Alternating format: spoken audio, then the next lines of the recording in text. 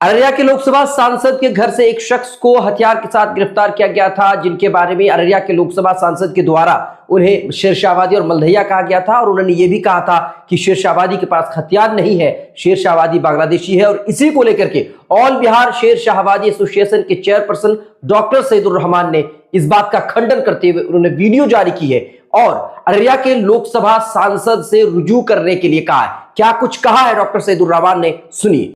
माननीय सांसद अररिया प्रदीप कुमार सिंह जी द्वारा जो घटित घटना के बारे जानकारी दी गई या पुलिस को जानकारी दी गई, उस पर मुझे कुछ नहीं कहना है। लेकिन जो संदिग्ध व्यक्ति पकड़ाया है, उसे बिना छानबीन, बिना तथ्य को जाने हुए, बिना इंक्वायरी किए हुए उसे एक समाज विशेष से जोड़ देना कि ये शेरशाहवादी है, ठीक है, शेरशाहवादी तक कहना ठीक है, चूँकि ये रिकॉर्डेड नाम है बिहार में भी और केंद्र में भी। लेकिन उसके साथ घुसपैठिया और बांग्लादेशी कहने पर ऑल बिहार शेरशाहवादी एसोसिएशन को आपत्ति है।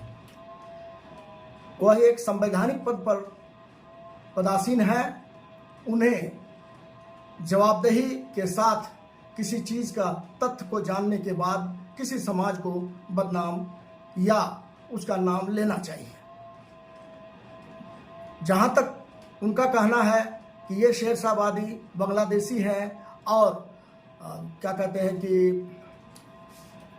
ये घुसपैठिए होकर के आए हैं, उन्हें पता नहीं है कि ये शेरशाहवादी समाज 1857 से 1857 की क्रांति में वहाबी आंदोलन के द्वारा उसमें भाग लिया था।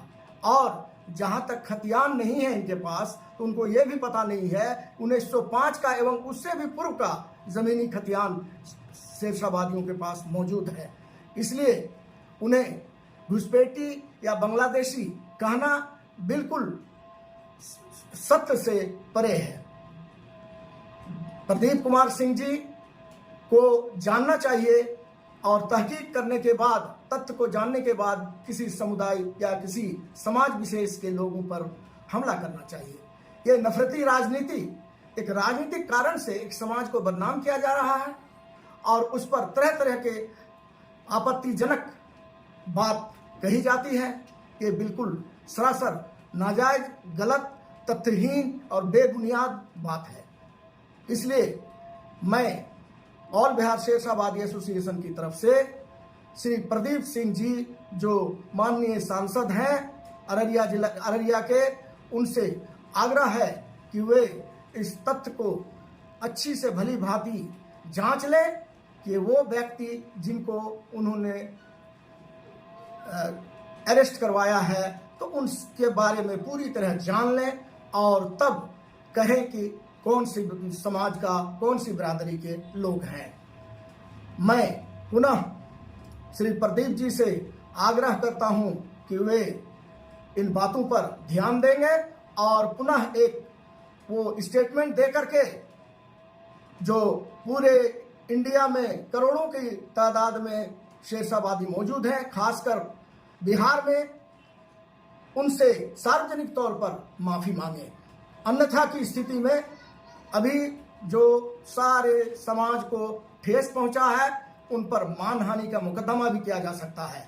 इन बातों पर ध्यान दें। मैं उनसे पुनः आग्रह कर रहा हूं कि इस बात को छानबीन करके उस व्यक्ति का सामाजिक हैसियत, समाज कौन सा समाज से है, उसके बाद ही वो अपना वक्तव्य दें। धन्यवाद।